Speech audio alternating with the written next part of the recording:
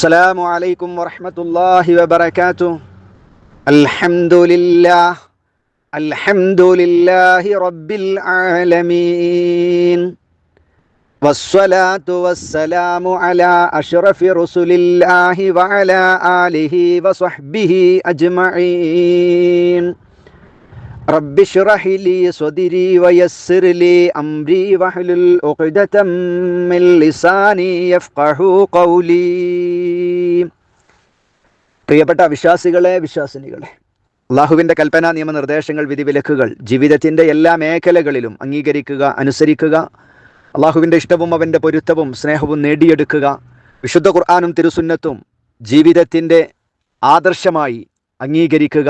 അള്ളാഹു അനുഗ്രഹിക്കുമാറാവട്ടെ. ആമീൻ. സൂറത്ത് മുഹമ്മദാണ് നാം പഠിച്ചുകൊണ്ടിരിക്കുന്നത്. അതിലെ 12 ആയത്തുകൾ അൽഹംദുലില്ലാ നാം പഠിച്ചു കഴിഞ്ഞു. ഇന്നത്തെ ക്ലാസ്സിൽ തുടർന്നുള്ള 13, 14 ആയത്തുകളാണ് നാം പഠിക്കാൻ ആഗ്രഹിക്കുന്നത്. 12ാമത്തെ ആയത്തിലൂടെ അല്ലാഹു സുബ്ഹാനഹു വ തആല വിശ്വാസികളാകുന്ന ആളുകൾക്ക്, സൽക്കർമ്മം ചെയ്യുന്ന ആളുകൾക്ക് മഹനീയമായ സ്വർഗീയ ആരാമമുണ്ടെന്നും, എന്നാൽ അവിശ്വസിക്കുകയും വെറും സുഖത്തിലും സന്തോഷത്തിലും കന്നുകാലികളെ പോലെ മരണപ്പെടുന്നത് വരെ തിന്നുക, കുടിക്കുക, സുഖിക്കുക, ആ ഒരു ചിന്ത മാത്രം, മറ്റൊരു ലക്ഷ്യബോധവുമില്ലാതെ നാൽക്കാലി മൃഗങ്ങളെപ്പോലെ തിന്നുകയും സുഖിക്കുകയും ചെയ്യുന്ന ആ അവിശ്വാസികളാകുന്ന ആളുകൾക്ക് വന്നാറു മസ്വല്ലഹും, അവർക്ക് നരകമാണ് അവരുടെ പാർപ്പിടം എന്ന താക്കീത് അല്ലാഹു സുബ്ഹാനഹു വ തആല നൽകി. തുടർന്ന് അല്ലാഹു സുബ്ഹാനഹു വ തആല وكأين من قرية هي أشد قوة من قريتك التي أخرجتك أهلكناهم فلا ناصر لهم. നബി സല്ലല്ലാഹു അലൈഹി വസല്ലമ തങ്ങളോട് ഓർമ്മപ്പെടുത്തുകയാണ്, ഹിജ്റയുമായി ബന്ധപ്പെട്ട മക്കയിൽ നിന്ന് മദീനയിലേക്ക് പലായനം ചെയ്ത ആ സന്ദർഭത്തിൽ അള്ളാഹുവിൻ്റെ റസൂലിന് ധാരാളം പീഡനങ്ങളും ധാരാളം പ്രയാസങ്ങളും അനുഭവിക്കേണ്ടി വന്നു. അള്ളാഹുവിൻ്റെ റസൂലിനോട് അള്ളാഹു തആല പറയാ, നബിയെ, അള്ളാഹുവിൻ്റെ റസൂലെ, വകഅയ്യിം, എത്രയോ ഉണ്ട്, എത്രയാണ്, മിൻ ഖറിയത്തിൻ, രാജ്യമായിട്ടുള്ളത്, എത്ര രാജ്യങ്ങളാണ്, ഹിയ, ആ രാജ്യങ്ങളൊക്കെ, അഷദ്ദു, ഏറ്റവും ശക്തമായിരുന്നു, നല്ല ശക്തിയുള്ള ധാരാളം രാജ്യങ്ങളുണ്ടായിരുന്നു. ആ നാട്ടിലുള്ള ആളുകൾ, അവരുടെ ആരോഗ്യം, അവരുടെ സമ്പത്ത്, അങ്ങനെ എല്ലാ അർത്ഥത്തിലും അശദ്ധായ, ഊക്കുള്ള, കഠിനമായ, ശക്തന്മാരായ എത്രയോ രാജ്യങ്ങൾ ഉണ്ടായിരുന്നുവല്ലോ നബിയെ. ഖുവ്വതൻ, ശക്തി. മിൻ ഖറിയതിക, നിന്റെ രാജ്യത്തേക്കാൾ, അല്ലത്തി, എങ്ങനത്തെ രാജ്യമാണ്, അഖ്റജതിക, നിന്നെ പുറത്താക്കിയ നിന്റെ രാജ്യത്തേക്കാൾ ശക്തിയിൽ കഠിനമായ എത്രയോ രാജ്യങ്ങൾ ഉണ്ടായിട്ടുണ്ട്. ഇനി അള്ളാഹു പറയാ, അത്തരം പല രാജ്യങ്ങളെ കുറിച്ച് അള്ളാഹു സുബ്ഹാനഹു വ തആല ആദ് സമൂഹത്തെയും അതേപ്രകാരം സമൂദ് ഗോത്രത്തെയും ഒക്കെ കുറിച്ച് പല സൂറത്തുകളിലായി നാം പഠിച്ചിട്ടുണ്ട്. പല രാജ്യക്കാരെ കുറിച്ച്, അവരുടെ ശക്തിയെക്കുറിച്ചും അവരുടെ സാമ്പത്തികമായ അഭിവൃദ്ധിയെക്കുറിച്ചുമൊക്കെ വിശുദ്ധ ഖുർആൻ നമുക്ക് പ്രതിപാദിച്ചു തന്നിട്ടുണ്ട്, നാം പഠിച്ചിട്ടുമുണ്ട്. ഇങ്ങനത്തെ രാജ്യത്തെക്കുറിച്ച് അള്ളാഹു പറയുകയാണ്, എല്ലാ അർത്ഥത്തിലും അവർ വലിയ ശക്തന്മാരായിരുന്നു, പക്ഷേ അഹ്ലക്ന, നാം നശിപ്പിച്ചിട്ടുണ്ട്, ഹും, അവരെ, അഹ്ലക്നാഹും, അവരെ നാം നശിപ്പിച്ചു കളഞ്ഞു. ആ നശിപ്പിച്ചപ്പോൾ ഫലാ നാസിറ, ആ സമയത്ത് ലാ നാസിറ, ഒരു സഹായിയും ഉണ്ടായിരുന്നില്ല, ഒരു സഹായിയും ഇല്ല, ലഹും, അവർക്ക് ഒരു സഹായിയും ഉണ്ടായിരുന്നില്ല. വകഅയ്യിൻ മിൻ ഖറിയത്തിൻ ഹിയ അശദ്ദു ഖുവ്വതൻ മിൻ ഖറിയതിക്. അല്ലാഹുവിൻ്റെ റസൂലേ, നബിയെ, എത്ര രാജ്യമുണ്ട്, നിന്നെ പുറത്താക്കിയ നിന്റെ രാജ്യത്തേക്കാൾ ശക്തിയിൽ ഒക്കേറിയതാകുന്നു അവ. എല്ലാ അർത്ഥത്തിലും അവർ ശക്തന്മാരായിരുന്നു. എന്നിട്ടും അഹ്ലക്നാഹും ഫലാ നാസിറ ലഹും, നാം അവരെ, ആ രാജ്യക്കാരെ നശിപ്പിച്ചു കളഞ്ഞിരിക്കുന്നു. ആ സമയത്ത് ഫലാ നാസിറ ലഹും, അവർക്ക് ഒരു സഹായിയും ഉണ്ടായിരുന്നില്ല, അവർക്ക് ഒരു സഹായിയും ഇല്ല എന്ന് അല്ലാഹു സുബ്ഹാനഹു വ തആല ഈ ആയത്തിലൂടെ പറയുന്നു. ഈ ആയത്തിൻ്റെ സാഹചര്യം, ഈ ആയത്തിൽ അല്ലാഹു സുബ്ഹാനഹു വ തആല മുഹമ്മദ് നബി സല്ലല്ലാഹു അലൈഹി വസല്ലമ തങ്ങളോട് അല്ലാഹുവിൻ്റെ റസൂലെ അങ്ങയെ പുറത്താക്കിയ രാജ്യം എന്ന് പറഞ്ഞത് ബിബക്കത മുബാറക, ഏറ്റവും പരിശുദ്ധമായ മണ്ണ് എന്ന് അല്ലാഹു തന്നെയും പരിശുദ്ധ ഖുർആനിലൂടെ പറഞ്ഞ വിശുദ്ധ മക്കയാണ്. ആ മക്കയിൽ നിന്ന് ശത്രുക്കളുടെ ഉപദ്രവം സഹിക്കവയ്യാതെയായപ്പോൾ മർദ്ദനങ്ങളും കൊടിയ പീഡനങ്ങളും അല്ലാഹുവിൻ്റെ റസൂല് മക്കയിൽ അനുഭവിച്ചു. ധാരാളം പീഡനങ്ങൾ സഹിക്കവയ്യാതെയായി. അല്ലാഹുവിൻ്റെ റസൂലിന് തൗഹീദ് പറയാനുള്ള അവസരങ്ങൾ നഷ്ടപ്പെട്ടു. പറയാൻ പറ്റാത്ത സാഹചര്യങ്ങളുണ്ടായി.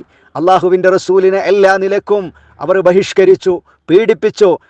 ആ വിശുദ്ധമായ ലാ ഇലാഹ ഇല്ലല്ലയോട്, തൗഹീദിനോട്, റഹ്മാനായ റബ്ബിനോടുള്ള അമിതമായ സ്നേഹമാണ് മക്കയിൽ നിന്ന് മദീനയിലേക്ക് പോകാൻ അല്ലാഹുവിൻ്റെ റസൂലിന് പ്രചോദനമായിട്ടുള്ളത്. ഈ കാരണമായിരുന്നു അല്ലാഹുവിനോടും തൗഹീദിനോടുമുള്ള അഭേദ്യമായിരിക്കുന്ന ബന്ധവും സ്നേഹവുമാണ് നബി സല്ലല്ലാഹു അലൈഹി വസല്ലമയും സ്വഹാബത്തും തങ്ങളുടെ ജന്മനാടും ഭൂമിയിലെ ഏറ്റവും ഉത്തമമായ സ്ഥലമായ മക്ക വിട്ടുകൊണ്ട് മദീനയിലേക്ക് പോയത്. അല്ലാതെ സ്വയം ഇഷ്ടപ്രകാരമോ അല്ലെങ്കിൽ മറ്റൊരു സ്വസ്ഥമായിരിക്കുന്ന മണ്ണ് തെരഞ്ഞു പോവുകയോ അല്ല അവർ ചെയ്തത്.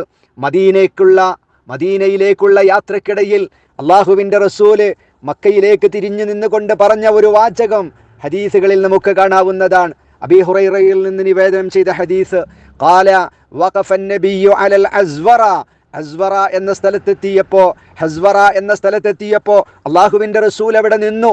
എന്നിട്ട് മക്കയെ നോക്കിയിട്ട് അല്ലാഹുവിൻ്റെ റസൂല് പറയാ, അലിംതു, എനിക്കറിയാം, ഞാൻ മനസ്സിലാക്കിയിട്ടുണ്ട്, അന്നക്കി, പ്രിയപ്പെട്ട മക്ക ഖൈറു അർളില്ലാഹ്, അല്ലാഹുവിൻ്റെ ഭൂമിയിൽ വെച്ച് ഏറ്റവും ഉത്തമമായ മണ്ണ്, ഉത്തമമായ രാജ്യം നീയാണ് എന്ന് എനിക്ക് കൃത്യമായിട്ടറിയാം.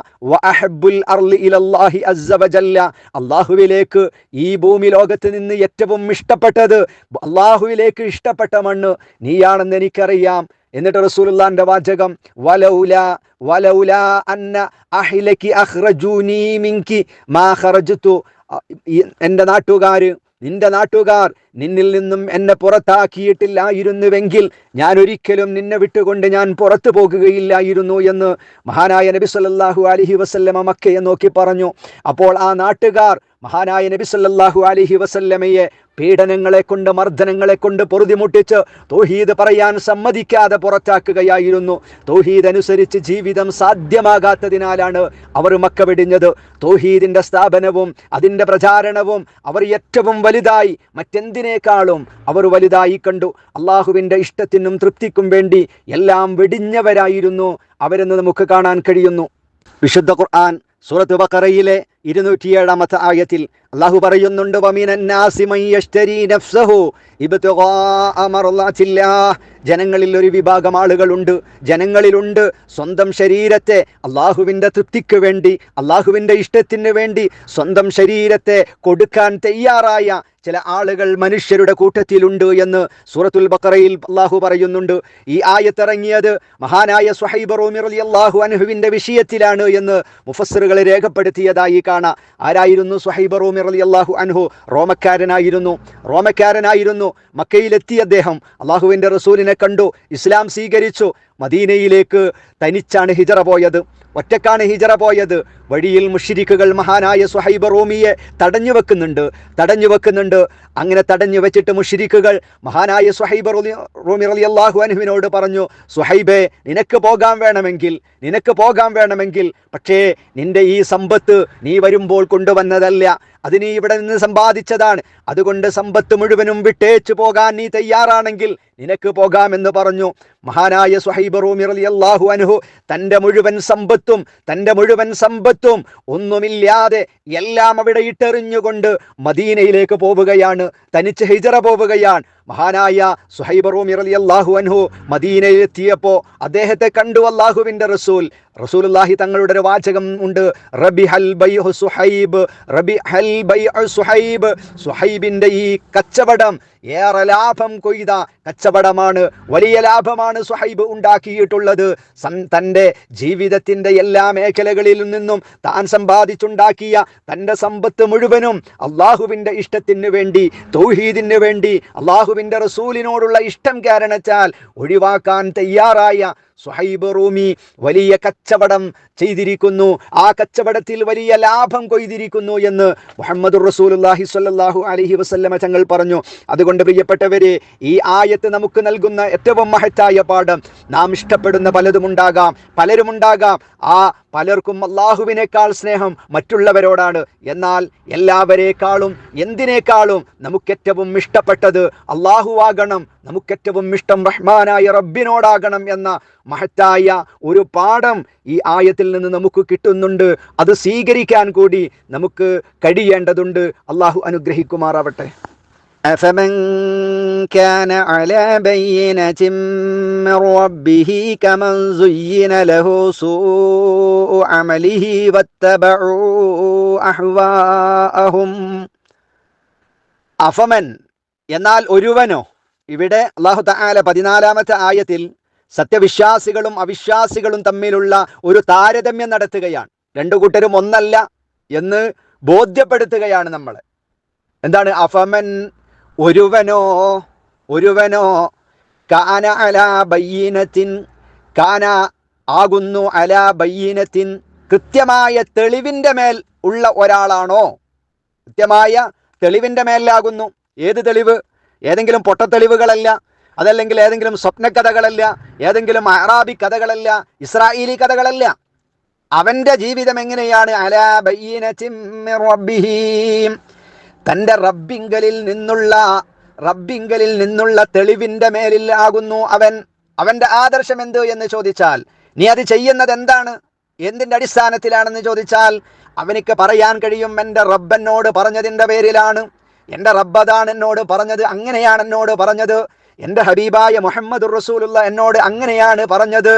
അങ്ങനെ തൻ്റെ രക്ഷിതാവിങ്കലിൽ നിന്നുള്ള തെളിവിൻ്റെ മേൽ, യഥാർത്ഥമായ സത്യത്തിൻ്റെ പാതയിൽ ആയിരിക്കുന്ന ഒരുവനുണ്ടോ എന്നാണ് അള്ളാഹു ചോദിക്കുന്നത്. ഇനി മറ്റൊരു വിഭാഗത്തെക്കുറിച്ച്, കമൻ ഒരുവനെ പോലെയാണോ?